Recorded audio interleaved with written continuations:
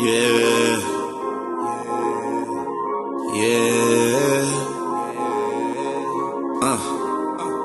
What they saying? I'm so divine, I'm so divine. Imperfection, perfection, my presence shines. My mental is parasailing maritime. They say I'm destined to read the palm line. Yeah, I'm so divine, I'm so divine. Imperfection, perfection, my presence shines. My mental is parasailing maritime. They say I'm destined to read the palm line. Yeah, I'm so divine.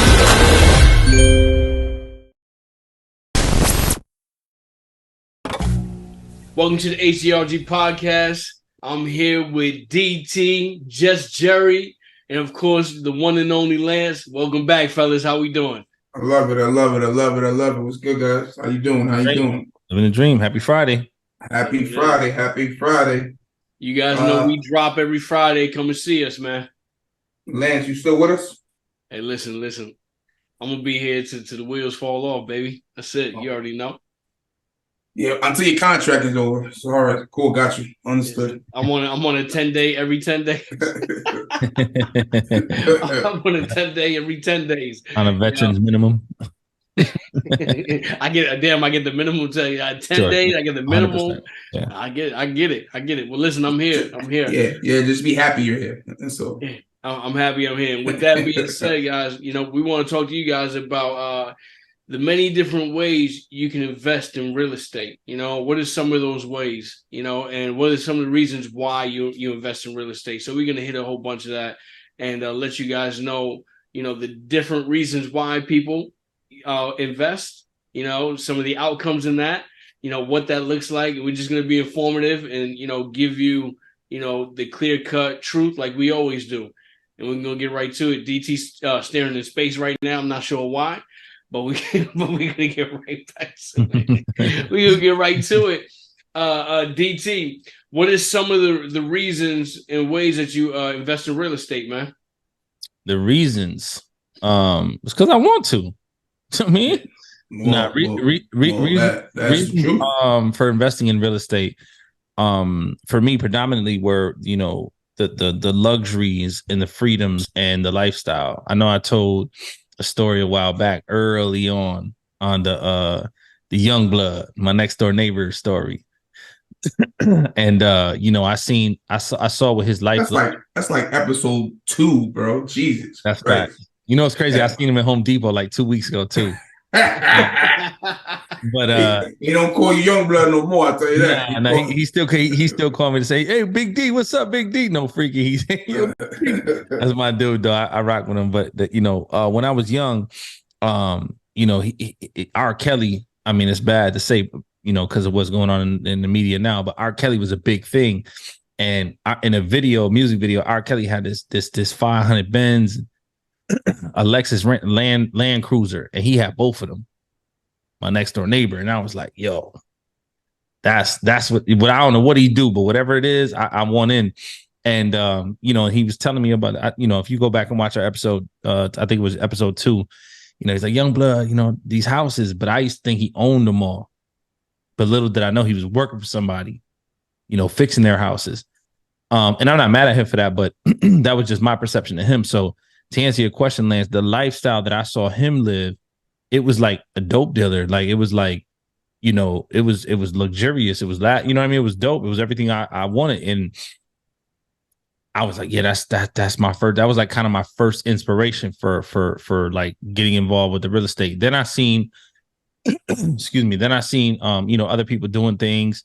And then eventually it was like, I was into cars when I was younger in high school, painting and stuff like that. And then it was like, do I want to be involved with cars? Because if I paint cars, who's going to be my clientele? It's going to bring that negativity around me, street boys and all that good stuff. So how do I get involved with something that brings me the same, it's still lucrative and I can still live that lifestyle, but it's not involved or intertwining myself with that negative crowd. So it ended up falling back on real estate. And that was my mentality, in my younger 20s. Gotcha. So it was a lifestyle thing for you. Yeah. Right. Yeah, so I'm gonna tell you, we're gonna hit a few different things here, guys. Okay, so a lifestyle thing. So that means, listen, I'm looking for real estate to change my life.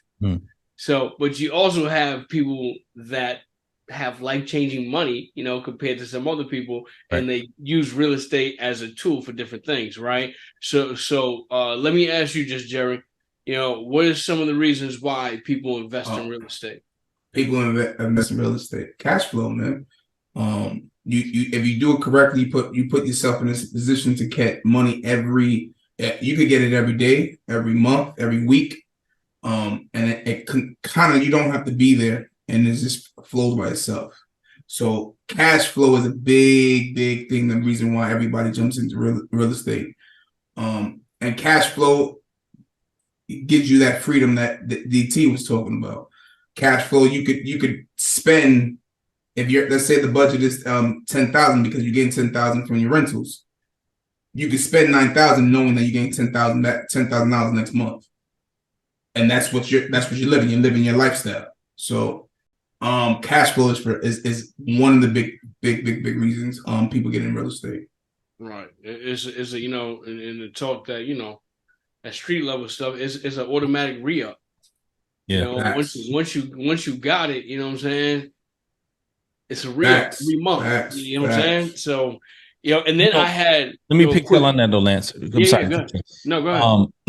Because I ain't shit. Yeah, you're not. You're really not. But on our show, we like to give the good, the bad, and the ugly, right? So we don't want to just kind of go over the good without like glancing back at the ugly too, because to my example, to Jerry's point, all true stuff, right? Cash flow is a different type of flow than what I'm talking about with the young blood thing with my next door neighbor, because he was on the contracting aspect of real estate. Again, he didn't own it, right? So he was the contractor. So what I saw from him was all money that he was making off being a contractor. And in my brain, like I said, I thought he owned the stuff, but really he was just the contractor, which he was super lit being a contractor.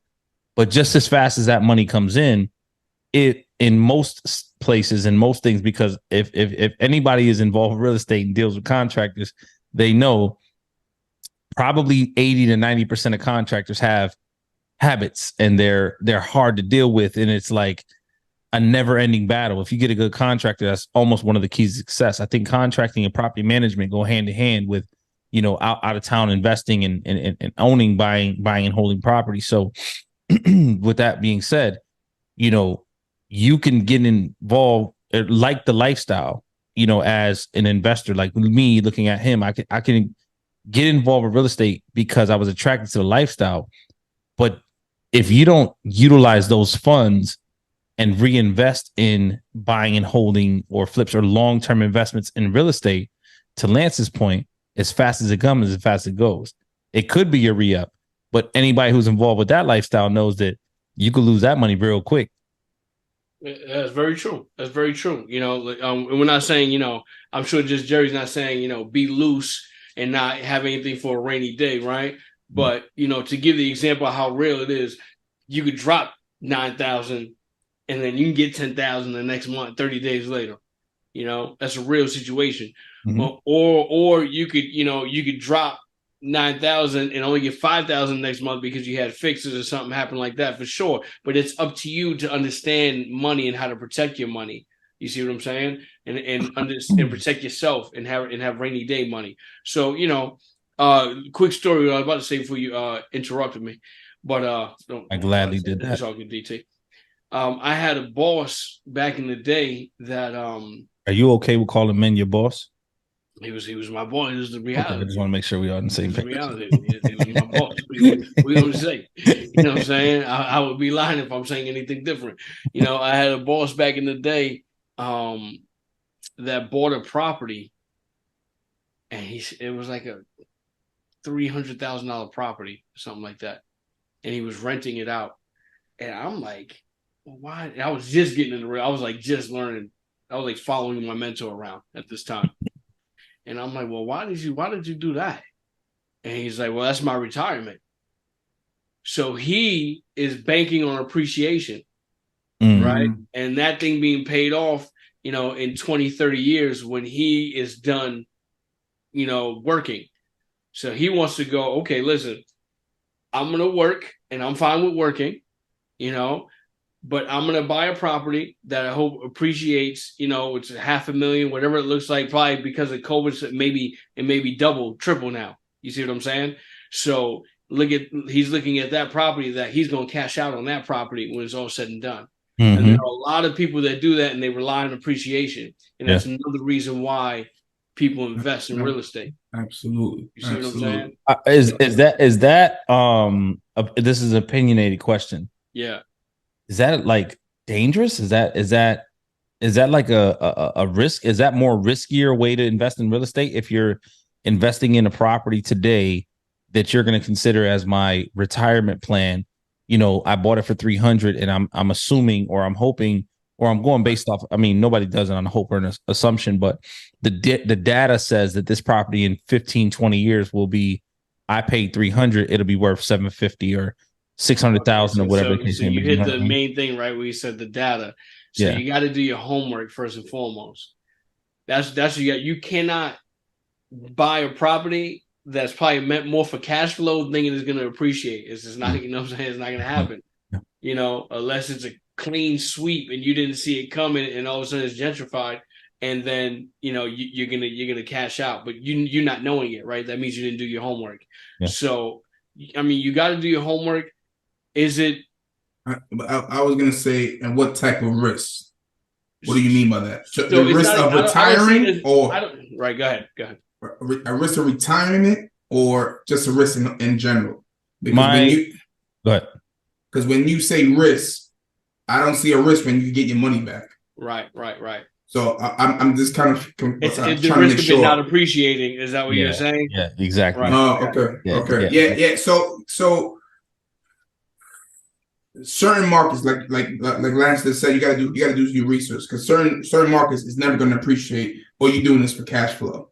So you have to do your research, but the data is always going to tell you properties are always going to go up. They're always going to go up unless something goes like crazy in the world. Mm-hmm. It might affect your bottom line, but that crazy has to be times 18. Well, there was a crazy in the world. It was called COVID. It shot all the way up. COVID helped us. It was a couple crazies, right? You got the 2008 market crash, which but it didn't help people for the most part, and then you had COVID that did help people. You know, depending on what side of the bridge you're standing on. Also, you know, with that being said, in all markets, it doesn't necessarily go up drastically, right? Right. Some markets stay stagnant, and that may be the strength in that market, the stability in that market, even though it's stagnant, may be the strength in that market. So other markets, they tend to appreciate faster, but they also tend to depreciate fast as well. It's literally like, you know, hills and valleys. And depending on like the 2008 banking crisis, things of that nature, that market is where the risk is higher, but also the reward is higher, right? And that's just typical in life. Excuse me. In Rochester, you know, where we, you know, do a lot of investing, it's always been a stagnant market. Yeah, it's a cash flow. So even when the 2008 banking crisis hit, it really didn't affect the investors in the Rochester market because they weren't dependent on the appreciation. Right. They were dependent on the cash flow, and the banking crisis doesn't affect cash flow. It may affect your buying power or when and if you can buy, because before 2008, I mean, if you had two eyes and a heartbeat, you finance a $3 million house with like no. You got a house. You got a house. You got a house. You know what I mean? So I mean, obviously that affects the market, right? That affects your buying power. That affects two eyes and a heartbeat. That's it. Just two eyes and a heartbeat. You know, so yes, you know, to be facetious, that plays a role in it. But nevertheless, like, you know, when you're dealing with a stagnant market that doesn't depend on appreciation or depreciation, but yet you're able to survive COVID and then reap the benefits of the appreciation naturally, right? Because of the supply and demand that exists. But now it creates a new normal, right? So what used to be 100K is now 150. What used to be 150 is now 250. What used to be 250 is 400. So if you were able to purchase, like I was able to, my wife and I purchased a primary residence in 2019. What we paid for our primary residence, and then 4 years later, it's now doubled plus. Right. You know what I mean? And that wasn't that we were students of the game. We didn't buy it because we thought it was going to appreciate. We didn't buy it because we knew that, a couple of years from now, it's going to go from here to there. We always knew that area is going to appreciate, but typically it's like on a 3 to 5% per year. But in 4 years to double the value, that's unbelievable. Yeah, but shout out to COVID, right? Right. Thank God we are on the right side of that bridge. So let me ask you this. A lot of people and a lot of channels and a lot of people talk about real estate. You hear appreciation, you hear cash flow. What are other reasons why people invest? I mean, vacation homes and whatnot. Is that a lifestyle thing? I mean, is that another does that fall under the real estate umbrella? Like, hey, people are like, hey, I'm gonna go get a vacation home. Yeah. Right. So but how do they benefit from that?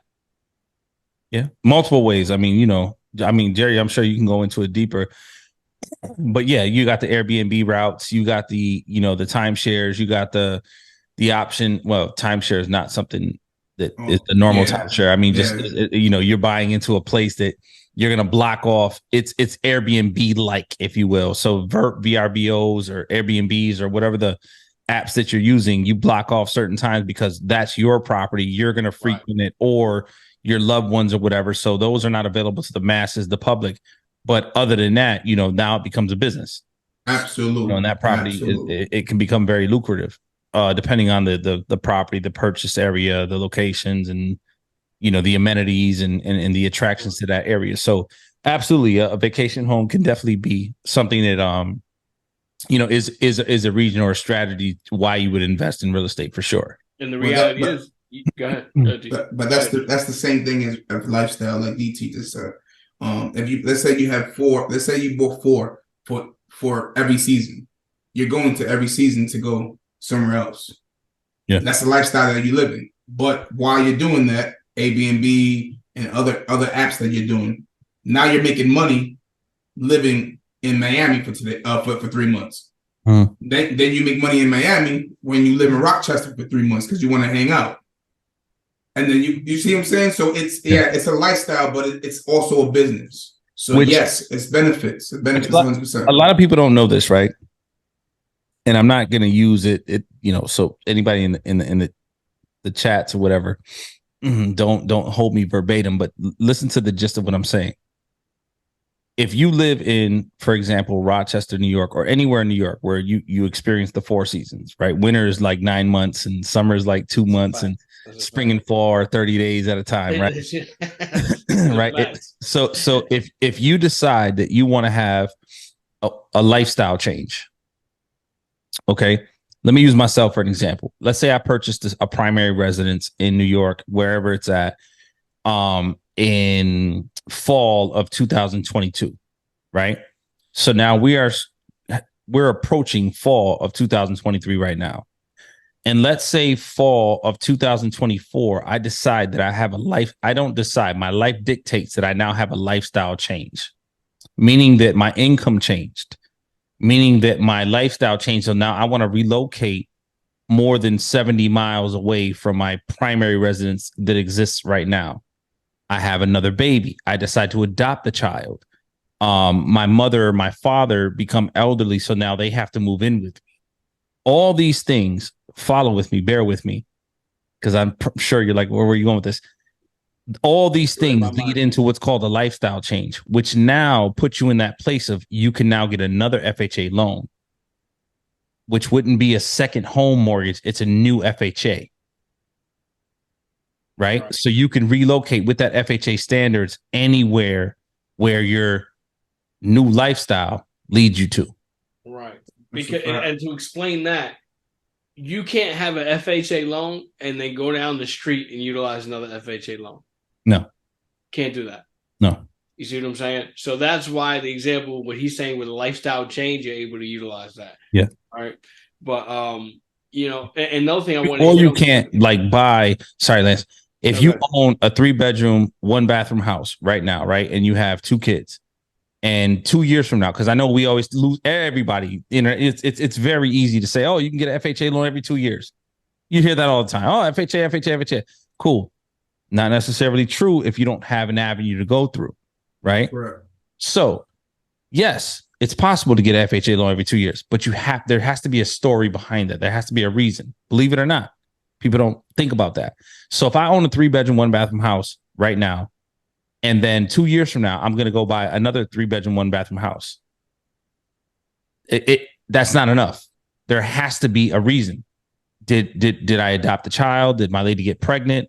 Do I have a lifestyle change? Did my income change dramatically? Am I having somebody moving in the house? Like there's a reason. There has to be something attached to that. You can't just say, okay, I got an FHA loan. 2 years from now, I'm going to get another one.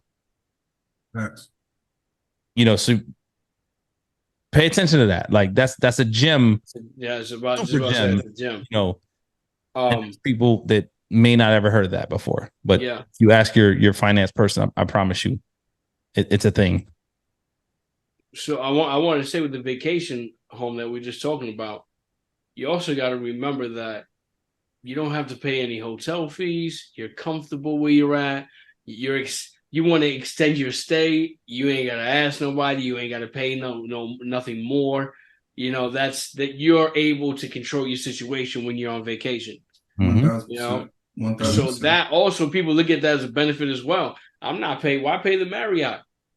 I got my house there. You know what I'm saying? Why pay to stay an extra week? I got my property here. I can do that if I want to. If I want to leave earlier, I don't have to feel like, I need to stay because I paid already. I didn't do that. Yep. I could go. Yep. You see what I'm saying? And the income. Open the app up, yeah. The income that comes along with that could be, it's another revenue, another stream of revenue. It could be life-changing depending on what the investment you purchased was. Another thing is too, people who relocate, like myself, when I relocate to Florida, I'm not going to buy a property for my primary residence, my long-term primary residence right away. I may buy a property in an area just to try it out and just see, man, I'm not sure if I like this or not, but I'm going to buy it because no matter what, I know Airbnb will be successful in this area. So it may not be a place where I lay my head forever, but it'll be a place where I lay my head for now just to test the waters and see, is this the location I want to be in? But I have to learn that first. And how do I do that without just blowing money on a hotel or Airbnb from somebody else, or like, a long-term stay or whatever the case may be? How do I do that? I just, invest in the property, understand the area, do my research and go from there. But can you imagine buying a property while you shop? Because it's going to make you money on the back end no matter what. Correct. It's just a different mindset, man. It's a whole different mindset. Yeah. They also buy properties to park their money. You could use the equity as your bank. HELOCs, refinance, get your money back, and now you have a property that you paid for cash, whatever you did, and now you have a property that makes you money. And now you can still spend that money that you just parked in real estate. Right. You saying take a HELOC out, right? And then you put a renter in there and you have them pay for your HELOC. And now you still have all the money.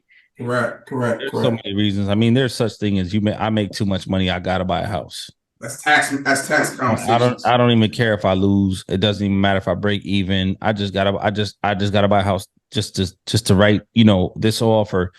Just to say I spent the money on something that I can attach to a business that could potentially be, 60, 75% written. It's like there's so much that comes along with it. Like it's unbelievable, but trying to figure out reasons why you would invest in real estate. We can go on and on for days, but again, lifestyle, we reiterate, cash flow, we reiterate, appreciation, we reiterate, vacation homes or the difference in, being able to take your family to a different place and not have to be married or stuck to that place because it's an investment, it's a business. So you can walk away from that with no attachments, but it's still a business. And when I say walk away, I mean, you don't ever have to visit that place again, but it's going to forever be a business. You know what I mean? I think we've covered, you know, and then obviously the tax benefits for sure.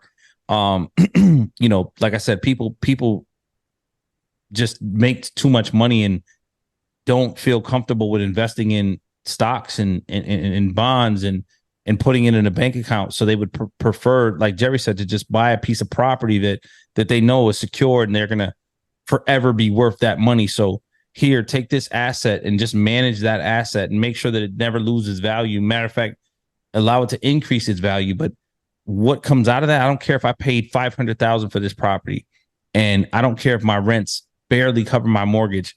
Maybe even I got to pay $50, $100 a month, $200 a month additional to afford this property. Right. But I just have a $500,000 asset that cost me $200 a month. Had I not had that $500,000 asset, I'd be paying, or my money would be parked in the bank, and I'd be making $1.50. Yeah, correct. You know what I mean? Like, it's just, there's just so much. Like, you know, it's a lot. It's a lot. It's a lot. It really is a lot. But that's a fact. I definitely appreciate you guys coming through and giving the people reasons why people invest in real estate. And you reiterated everything right there, and I'm not going to do it again. And there's a lot more, bro. There's a lot more. We just don't get into all of it. This can be like 3 episodes. Yeah. I just wanted to know what we did was somewhat of the main conversation. Right. And the reality is we don't want to sit up here for 3 hours and you know, extend the podcast for you guys. We want to try to give it to you, you know, clean, clear, uncut, you know, right and direct. Unless you guys have questions, you know, which you can put in the chat. You know, we encourage everybody to like, subscribe, share, comment. And if there's anything that, you know, we may have missed or we said that you want us to expound on more, or you may have an opinion about it, hey, listen, man, talk to us. We talk back. We appreciate that. H.G.R.G.club. We're on all social media, H.G.R.G_club. Make sure you check out our ebook that just dropped. It's in the description below. Go ahead and grab that. And we'll see you on the next one. Yes, sir. Yeah.